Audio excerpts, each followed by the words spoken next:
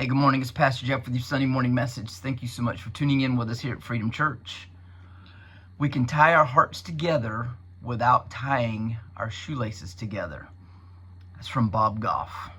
It's a great quote from Bob Goff. He's full of millions of great quotes. He's written some great books. But we can tie our hearts together without tying our shoelaces together. One of the things I love the most about the end of the school year for elementary school is field day. That day that students compete against each other in different styles of games. There are throwing games, running games, games that involve needing to think fast. There's something for every kid. There are strategic games that the smart kids will win. There are athletic games that the athletic kids will win. There are strength games where the bigger kids will win, and everywhere in between. And one of the ones that's a lot of fun to watch is a three-legged race. It's fun to watch, and it's entertaining because it takes work just to get it going. For the group to go fast with their ankles tied together, they have to go slow. But you know who usually tries to compete in the three-legged race? It's usually the fastest kids. And you know who the class nominates to run in the three-legged race? The fastest kids. And do you know who's most likely to lose that race? The fastest kids. The fastest way to go fast, tied together, is moving slowly. And when you're competing, the last thing you want to do is go slow. When over 20 of your classmates are screaming for you to win, when 100 peers are screaming for the other teams to win, your brain, your heart, your blood flow, everything about you, your adrenaline is telling you, we got to go fast. We've got to win. And that's a lot of pressure. And pressure makes you feel the need for speed. Well, the fastest way to become who God created us to be is to go slow. With our hearts tied together with other believers, not our legs. In Romans, it tells us not to conform, but to be transformed. And the only way to do that is to take every thought captive. And the way we take every thought captive is to control our first thoughts in the morning. When you wake up, what you think about and how you think about it is going to decide your thought patterns for the entire day.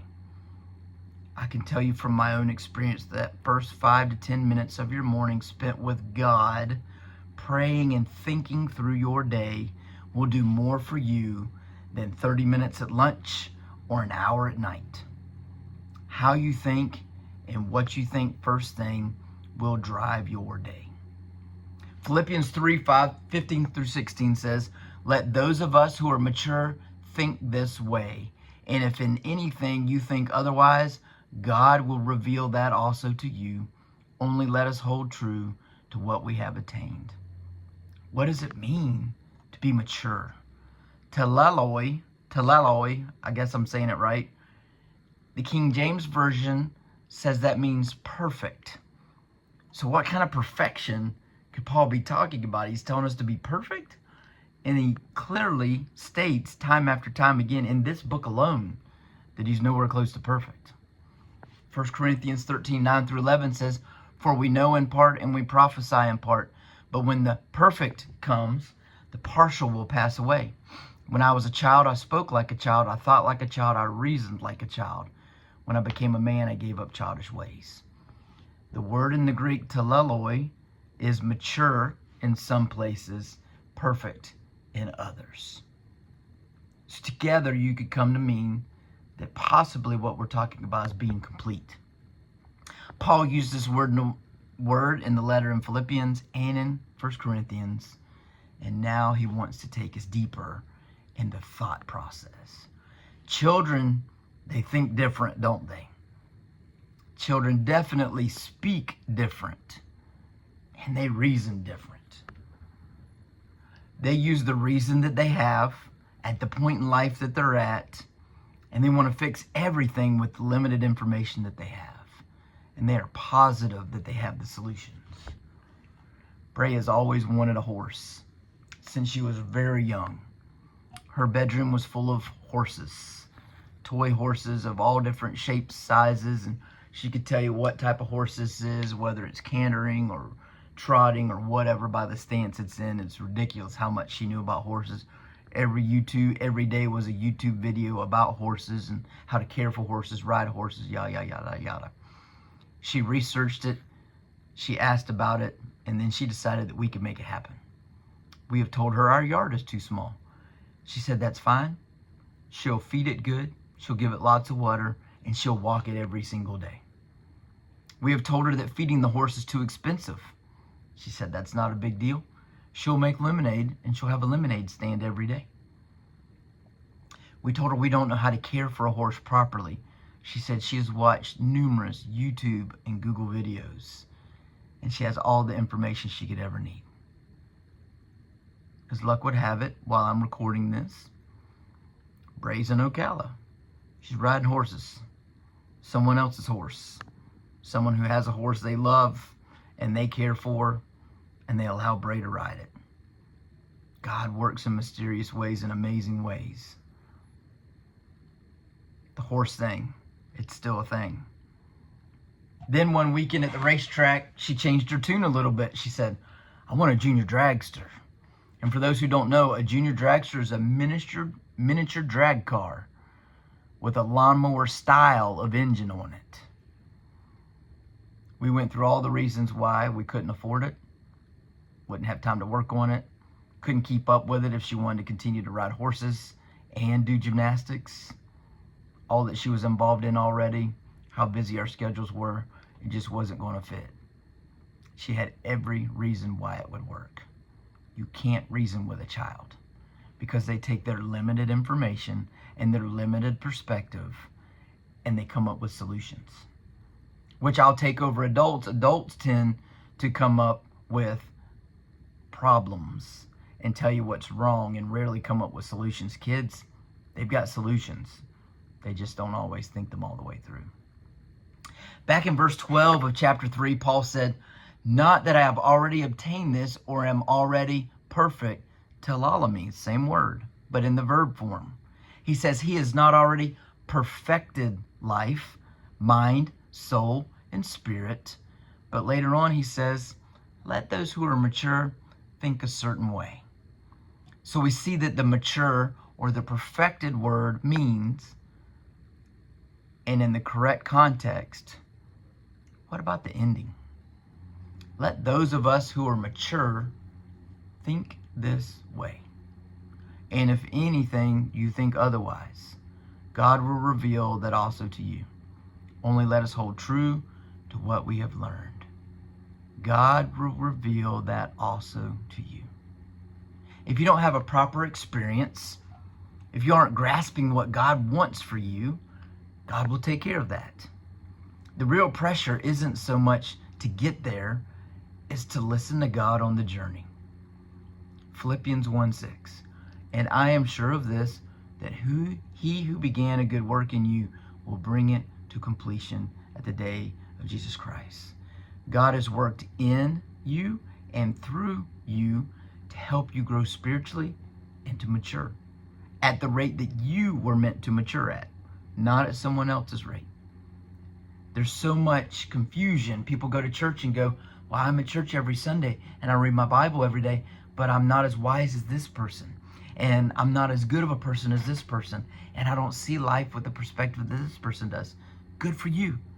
You're mastering your schedule. You're doing what works for you. There's always going to be areas of your life where you're a little behind. Our biases and our upbringings play a huge role in how our faith develops. Think about it this way. A century ago, news was delivered by printed newspaper. You waited to read the news once a day from your local newspaper. Then you started being able to listen to the radio, and then television channels many years ago delivered the news. You waited for the evening news, and that was your shot at news in addition to your newspaper or your radio. But a few decades ago, we decided to put multiple news channels, and they're all based on confirmation bias. Confirmation bias is when you have a belief or see things through a certain lens, and find someone else who believes that way, and you feed it.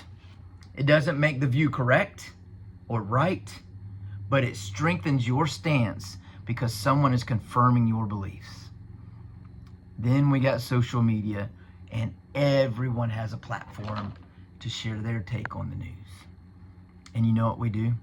We listen to a lot of it, and we ingest a lot of it, and we keep a lot of it. And Paul's saying there's some of it you should be taking, and there's some of it you should leave right where you read it. I was listening to a pastor the other day, and he preaches to a congregation of about 10,000 people every Sunday morning. He doesn't do social media because he said that is the equivalent of passing the microphone around during the service every Sunday to get their opinion. You just wouldn't do that. That's powerful. You wouldn't walk into a church of 50 people and pass the microphone around to get everybody's opinion and everybody's take on something. Definitely wouldn't do it with 10,000. Social media has given us a chance to pass the mic. And everybody has an opportunity, and everybody has a voice. And there's good that comes with that, and there's bad that comes with that. As Christians, we have to allow God to teach us, God to grow us, and God to mature us into who we were created to be. Not allowing biases to be confirmed by imperfect humans who many times want something from us. There's a good chance I'm watching pastors all around this area. There's a good chance your pastor's using your bias to get from you what he wants. And the moment your pastor disagrees with you, or you disagree with him, you go looking for another church instead of seeing it as a chance to grow. You're not going to see eye to eye with your pastor. You're not going to see eye to eye with your spouse on everything that there is. And that's okay. And Paul's reminding us that when we mature, we realize that it's okay to disagree. There are lots of churches in every city. There are way too many churches in St. Johns County, and there are more coming. And there's another great migration coming where everybody's going to leave this church to go to that church. And this is the new big thing, the new buzz. And it's just what happens. And the big churches, they know what they're doing. They know exactly what they're doing. And it's fine. And you watch these big baptisms with thousands of people being baptized, and you know that you can name a bunch of them that have already accepted Christ and been baptized, but they've been told they needed to do it again or do it a different way. As Christians, we've got to mature past that. And we've got to grow past that and not let our biases be confirmed by imperfect humans. A lot of times we take advice from people who are only interested in our results, and they're not interested in being a part of our process. Look at your journey. Look at your process. Who has been a part of it?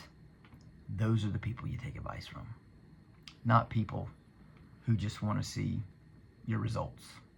People who have been a part of the journey.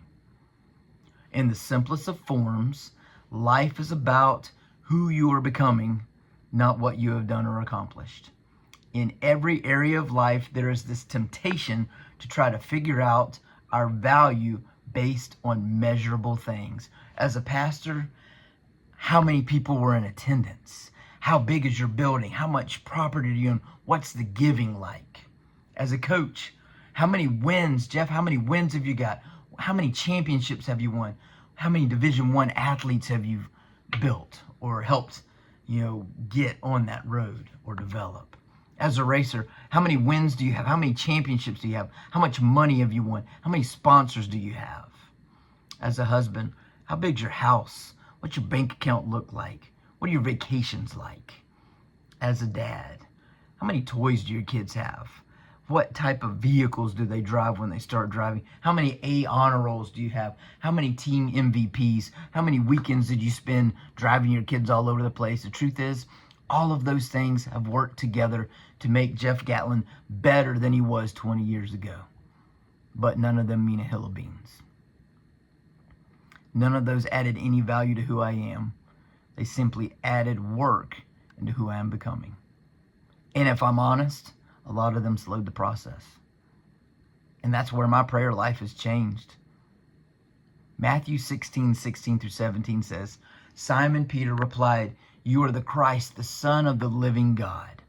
And Jesus answered him, Blessed are you, Simon Bar-Jonah, for flesh and blood has not revealed this to you, but my Father who is in heaven. There are things in life that we learn just by living life. We fully grasp them because of life and the way that we experience it. I heard someone describe it this way the other day.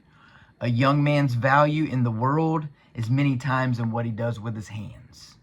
An older man's value in the world can be found in his gray hair. In other words, when we're young, we are working, we are providing, we are learning, and we are growing, and that tends to be where our value is found. And when we're older, the value is found in what we learned while we were building and learning and providing and growing. The mature, they've got the resume.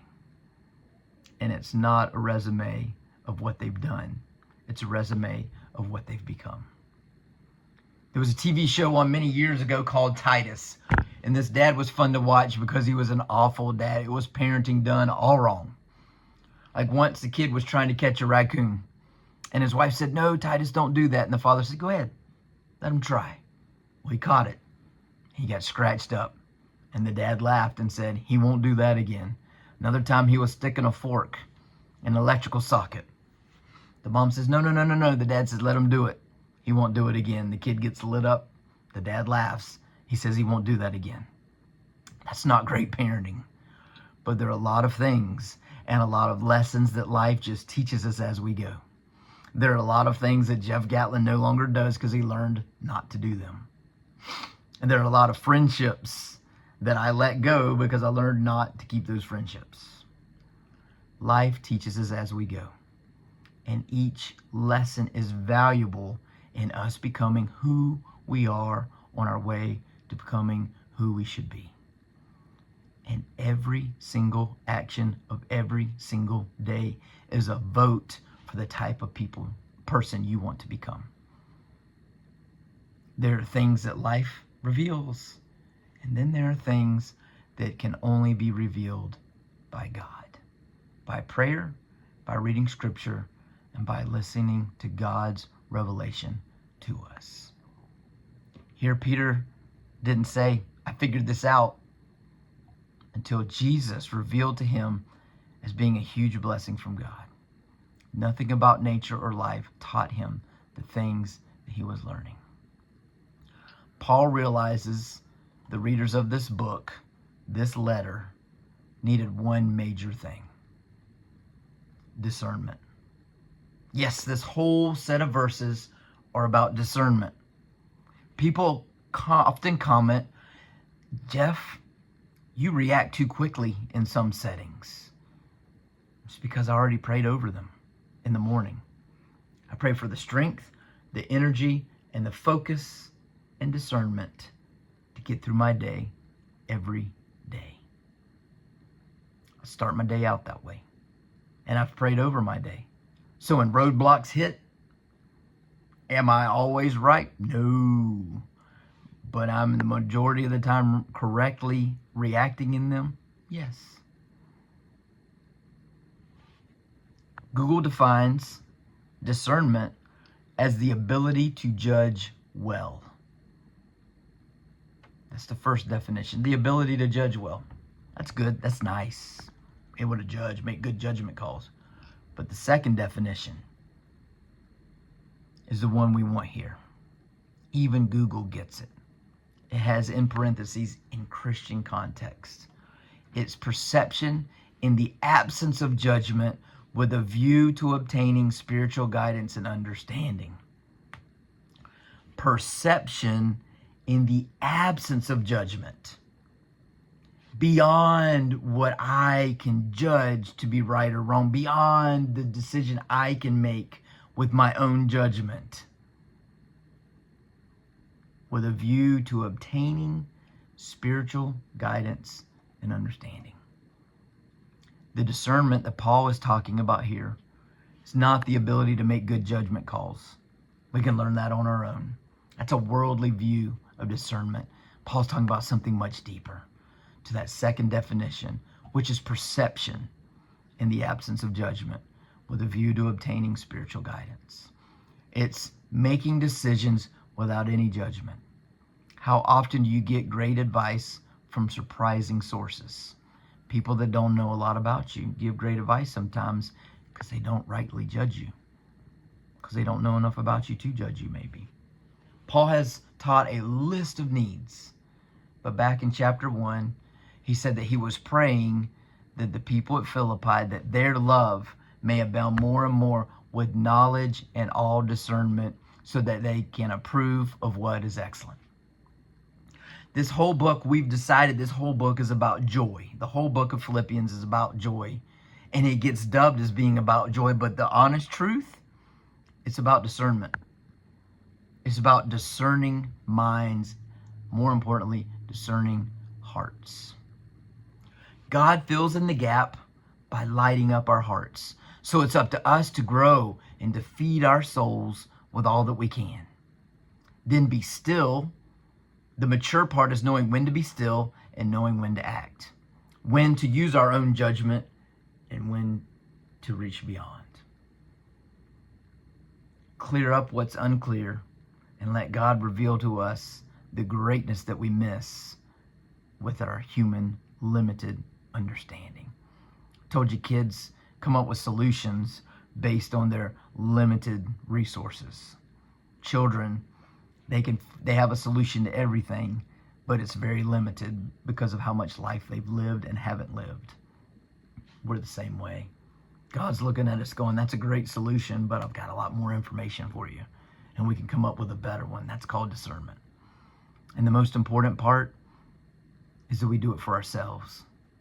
We cannot take what is meant for someone else and apply it perfectly to ourselves in most settings. Be still. Listen to God. React without judgment. Let His discernment guide you. Matt Emmons was one of the greatest rifle marksmen of all time. He was way ahead in 2004, and he had the gold medal sewn up. He was so far ahead, he took his time, he leaned in, he took a deep breath. People were in awe of his marksmanship. Everyone would silence, take a deep breath, watch him shoot, and then just applaud and celebrate every shot. And that had become what drove him, hearing the crowd go crazy when he hit the bullseye. But this time he was so far ahead, he was thinking about how far ahead he was. So he leaned in, he took his deep breath like he always did, he exhaled the breath, and he pulled the trigger. And he hit dead center of the bullseye, just like every time before. This time no one cheered. No one applauded. And he couldn't figure out why. And then he realized he had perfectly hit the middle of his opponent's target. Becoming who God has created you to be is about maturing in His revelation and not being tied to the goals of others. Your bullseye is your bullseye, and it doesn't do any good to shoot at anyone else's. And only God's discernment will get you there. Have a great day, and God bless.